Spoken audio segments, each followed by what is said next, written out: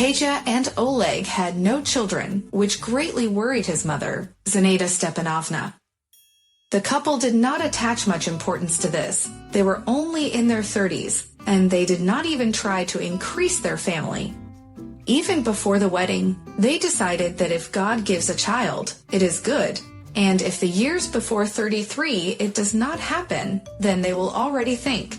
In addition, the spouses wanted to first provide themselves with a reliable rear. Oleg was engaged in the development of his business, and Katya made progress in the career of a lawyer. But for the mother-in-law, such a layout did not suit her at all. You are no longer young. You know that the old-born have problems. And what if the baby is born sick? A stigma for life. Why do we need such a disgrace in the family? Come on, don't be fooled and give birth soon, before the train has left. The woman insisted and lectured every time she came to the couple's house. And she came uninvited quite often. The son did not want to argue with his mother and did not say anything to her. Usually he just kept silent, nodding aloofly.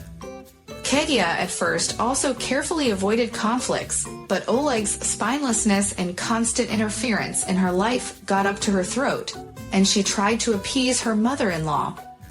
Unfortunately, such attempts in the best case did not have the proper effect, and at worst ended in a quarrel and reproaches to the negligent daughter-in-law, who even her feminine duty cannot fulfill.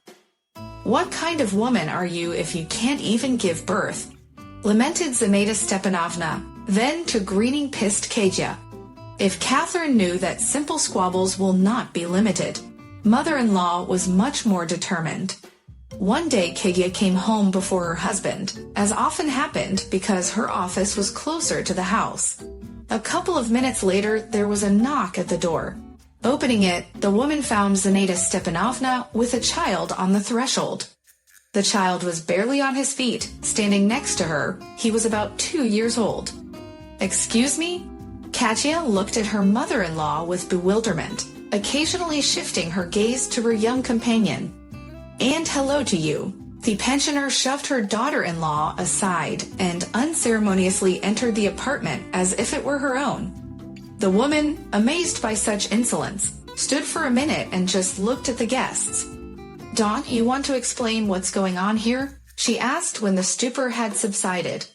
The mother-in-law was already in the kitchen, tending to the baby. "What's not to understand? A child should live with his father. It's the right thing to do." Mother-in-law didn't even look at her. "What? What father? Didn't Oleza tell you? I found him a long time ago, a feral woman who could bring him in hair." She's kidding, thought Katya. She hadn't expected such jokes from her mother-in-law. Who would have thought that she was capable of such idiotic acts for the sake of them giving her a grandchild? Her, a grandson. Katya was annoyed that she was demanding that they take on such responsibility when she would just play with him. She wouldn't be the one getting up 20 times a night to feed the baby. She's not the one who's going to take care of him. For God's sake, Zinaida Stepanovna, it's not even funny anymore. Katya could hardly contain herself. Your interference in our private life has already exceeded all conceivable and unthinkable limits. That's enough. Leave my house, or I'll be forced to take action. Honestly, my patience is wearing thin.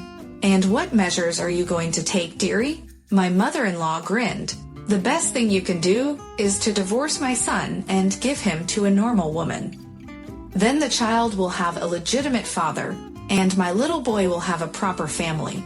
Stop talking nonsense. Get out of here. Do you not understand? Zinaida Stepanovna took out a puffy envelope from her bag and threw it on the table. Her eyes showed that she would have been more than happy to throw it in her sister-in-law's face. Katya had hoped to laugh at the contents of the envelope, throw it out the window, and escort the viper out the door with a look of triumph. But as soon as she saw what was inside, her heart almost stopped.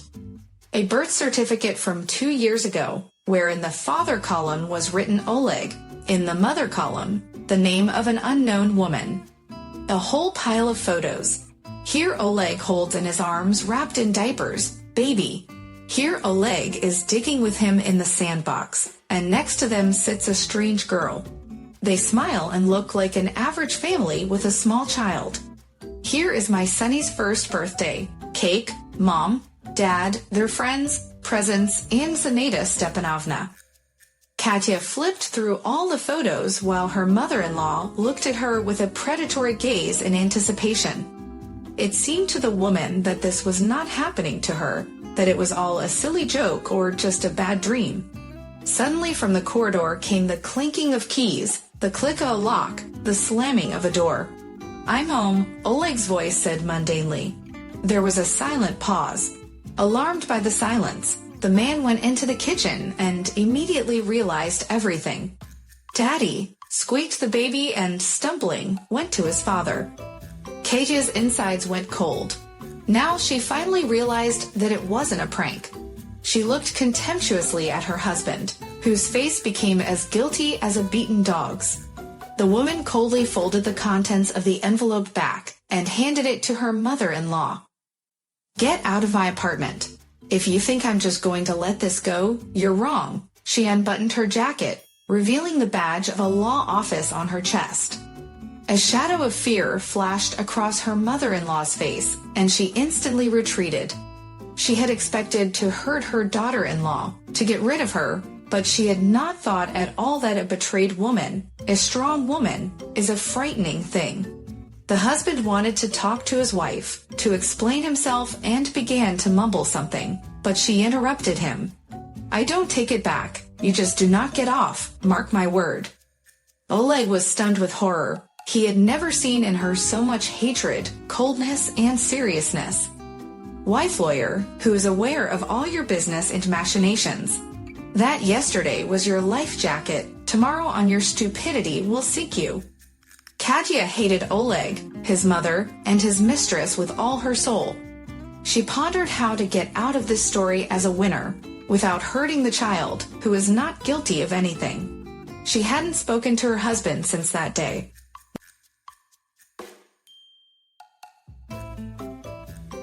No matter what he said, it wouldn't fix anything. The woman chose the most favorable divorce strategy for herself. She even met a couple of times with her friend from university, who was now a prosecutor. The friend got into her story. As a woman, she was well aware of the pain of the meanness of her husband and mother-in-law. Together, the friends came up with a brilliant plan, which, alas, was not destined to be realized. Soon Oleg died in an accident. He fell asleep at the wheel and flew out on the oncoming road, hitting a truck. This news stunned Katya, and only after that, she cried for the first time. She was hysterical. All her resentment, anger, and hatred, which she had so carefully restrained, finally came out.